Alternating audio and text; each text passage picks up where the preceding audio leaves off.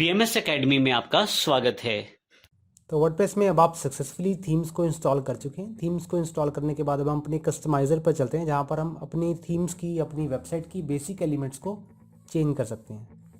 Previous videos में हमने site name और साइट टैगलाइन को चेंज किया था। सिंपली पेंसिल का आइकन आपको जहाँ जहाँ दिख रहा है, आप डायरेक्टली उस फील्ड तक पहुँच सकते हैं और कस्टमाइज़र का जो लेफ्ट पैनल है वहाँ पर आपको ऑटोमेटिकली ये दिखना शुरू हो जाएगा कि ये ऑप्शन, इसके कंट्रोल्स हमें कहाँ से कहाँ तक लेकर गए हैं। यानी कि ये विजेट से साइड बार के अंदर और साइड बार में जाकर हमें इस पर्टिकुलर विजेट के कंट्रोल्स मिले हैं। एक कस्टमाइज़र के थ्रू हम थीम्स में इसके विजेट्स, इसके टेक्स्ट कलर, फॉन्ट फैमिली, इसका बैकग्राउंड कलर, इसका साइट टाइटल, टैगलाइन, मेन्यूज़, इसका लेआउट टाइप की हमारी वेबसाइट का लेआउट टाइप कैसा होना चाहिए, बॉटम पर फुटर किस तरह से ऐड कर सकते हैं, अगर टॉप बार हमारे पास विजिबल है तो टॉप बार पे मेन्यूज़ किस तरह से ऐड कर सकते हैं। वैसे वैसे हमारे पास थीम के अकॉर्डिंगली फीचर्स भी अलग अलग हो सकते हैं। थीम के ऊपर डिपेंडेंसी होने की वजह से आपके जो फीचर्स हैं वो कम या ज़्यादा हो सकते हैं।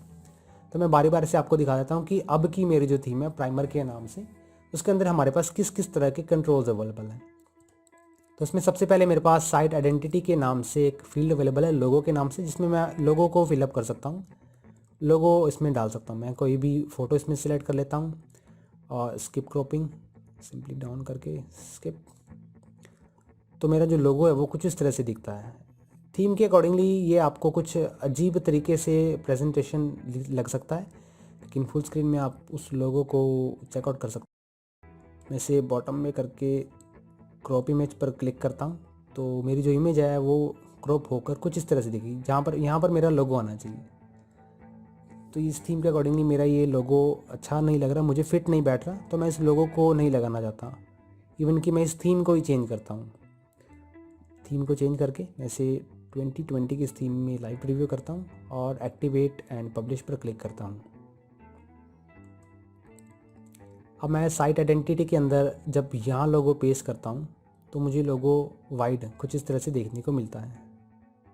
यहाँ पर आप छोटा सा देखिए लोगो देख सकते हैं। यहाँ पर आप स्क्वायर साइज़ में या पर्टिकुलर डायमेंशंस आप यहाँ रीड कर सकते हैं। Suggested image dimensions 120 by 90 pixels. तो 120 बाई 90 की डायमेंशंस में आप लोगों को यहाँ फिट कर सकते हैं।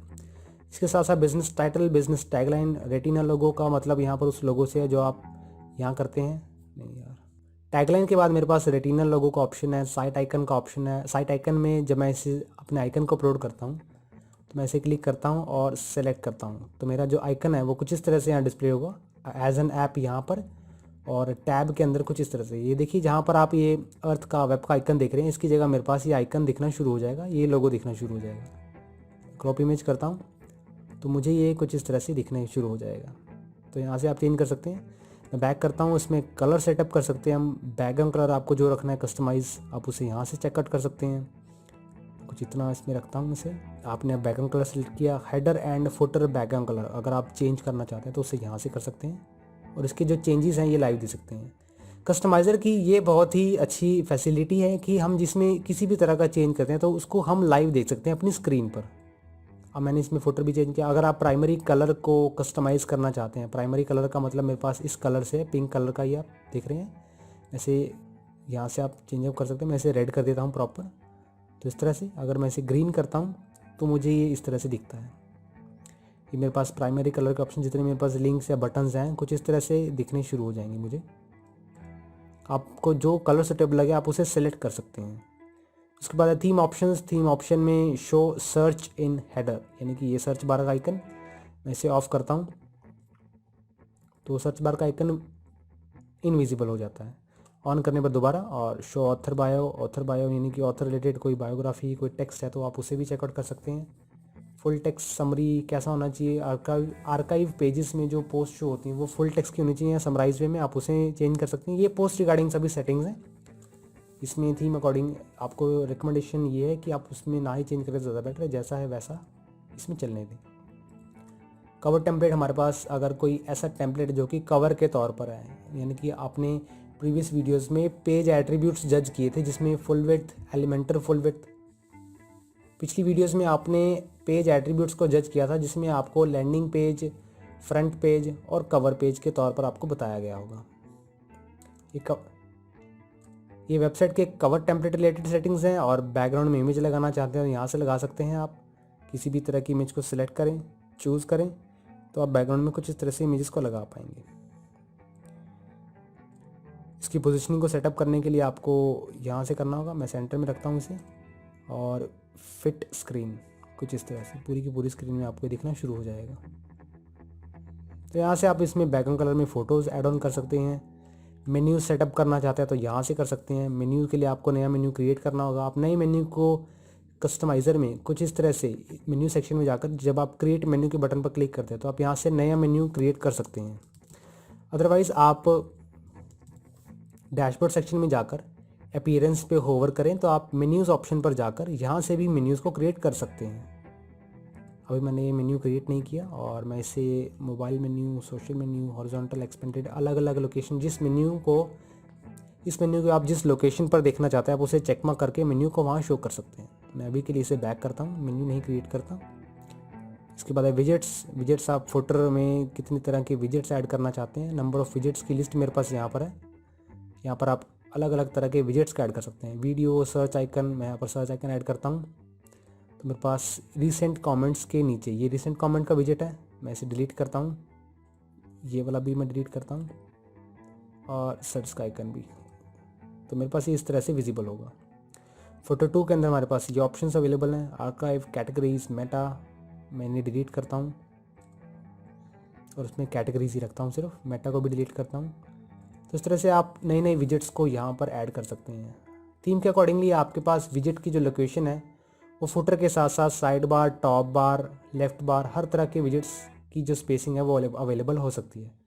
कस्टमाइज़र में आप विजेट्स यहाँ से ओपन कर सकते हैं। अगर डैशबोर्ड में आप विजेट्स को ओपन करना चाहते हैं तो अपीयरेंस सेक्शन में जाकर विजेट्स जो कि मेन्यूज़ के ऊपर ऑप्शन अवेलेबल है, इन पर क्लिक करके नंबर ऑफ़ विजेट्स यहाँ पर देख सकते हैं, और उन विजेट्स को जहाँ लगाना चाहते हैं उनकी जो स्पेसिंग है भी उन्हें कहाँ लगा सकते हैं पूरी वेबसाइट में। फुटर में लगा सकते हैं, फुटर 1, फुटर 2। तो आप यहाँ से विजेट्स को भी मेंटेन कर सकते हैं और ड्रैग एंड ड्रॉप कर सकते हैं। सिंपली कुछ इस तरह से ऐड करने के लिए ड्रैग करें, ड्रॉप करें, तो आपका जो विजेट है वहाँ प्लेस हो जाएगा। इसके बाद कस्टमाइज़र में होम पेज सेटिंग में इस सेटिंग को हम आगे की वीडियोस में देखने वाले हैं। इसमें हम लैंडिंग पेज सेलेक्ट करेंगे कि अगर आपकी वेबसाइट का जो होम पेज है, यानी कि लैंडिंग पेज, जब आपकी वेबसाइट कोई यहाँ एंटर करे तो आपकी वेबसाइट का कौन सा पेज ओपन होना चाहिए, आप उस पेज को यहाँ से सेटअप कर सकते हैं। तो ये होम पेज सेटिंग्स है। एडिशनल CSS में आप कोडिंग्स को पेस्ट कर सकते हैं। अगर आपने कोई HTML, CSS, कोई जावास्क्रिप्ट, कोई भी किसी भी तरह की आप लैंग्वेज यूज़ करते हैं या इसमें कोई कोडिंग लगाते हैं जिससे आप अपनी वेबसाइट को और भी फीचरेबल बना सकते हैं, आप उन कोड्स को एडिशनल CSS के इस ऑप्शन में पेस्ट करते हैं। और सभी चेंजेस करने के बाद अगर आपको अपने चेंजेस से सेटिस्फैक्शन है तो आप सिंपली पब्लिश के ऑप्शन पर क्लिक कर दें। अदरवाइज़ आप इसे क्रॉस करें तो आपको ये डायरेक्टली डैशबोर्ड की तरफ डाइवर्ट कर देगा, कुछ इस तरह से। अगर मैं कस्टमाइज़र में जाकर इसमें कोई चेंज करता हूँ, मान लीजिए साइट आइडेंटिटी में मैंने यहाँ पर नेम को स्मॉल कर दिया और यहाँ पर पब्लिश का ऑप्शन मेरे पास आ रहा है, लेकिन मैं इस चेंज को सेव नहीं करना चाहता और मैं इस क्रॉस के बटन पर क्लिक करता हूँ, तो आपके ब्राउज़र में जो वार्निंग आती है उसके लिए आप उस वार्निंग को ओके ज़रूर कर दें। अगर कैंसिल करेंगे तो दोबारा उसी पेज पर ही अटके रहेंगे। तो इस तरह से आप अपने इन चेंजेस को क्रॉस करके ओके करके डैशबोर्ड तक जा सकते हैं। कस्टमाइज़र में हमारे पास एक ऑप्शन और अवेलेबल है। मैं यहाँ पे जब टैगलाइन को चेंज करता हूँ, चेंज्ड टैगलाइन, और मैं इसे शेड्यूल करना चाहता हूँ। मैं चाहता हूँ कि मेरा ये जो चेंज है ये मेरी कल की डेट में चेंज हो, आज किसी भी तरह का चेंज ना हो। मतलब मैं इसको भी शेड्यूल करना चाहता हूँ जैसा हमने पोस्ट को किया। तो इसे शेड्यूल करने के लिए आपको पब्लिश के साथ इस सेटिंग के आइकन पर, गियर आइकन पर क्लिक करना है। अगर आप इसे ड्राफ्ट में सेव करना चाहते हैं तो ड्राफ्ट में सेव करें। अदरवाइज शेड्यूल करने के लिए शेड्यूल के इस ऑप्शन पर क्लिक करके आप पर्टिकुलर डेट मेंशन करें एंड शेड्यूल कर दें। तो आपका जब जैसे ही आप शेड्यूल करते हैं तो इस पर्टिकुलर टाइम पर आपका ये चेंज दिखना शुरू हो जाएगा। तो इस तरह से आप कस्टमाइज़र को कस्टमाइज़ कर सकते हैं। और मैं क्रॉस करता हूँ और डैशबोर्ड की तरफ डाइवर्ट होता हूँ। तो ये टूल थे हमारे पास कस्टमाइज़र को लेके, जिससे आप थीम्स में बेसिक एलिमेंट्स को चेंज कर सकते हैं। इसके साथ साथ जैसे जैसे वर्डप्रेस अपडेट होता जा रहा है वैसे वैसे कस्टमाइज़र के अंदर पूरी वेबसाइट के कंट्रोल्स आप के हाथ में रहते हैं, यानी कि आप पूरी की पूरी वेब एलिमेंट्स को सिर्फ एक कस्टमाइज़र के थ्रू भी चेंज कर सकते हैं। ऐसा वर्डप्रेस के अपडेशंस में पॉसिबल हो सकता है।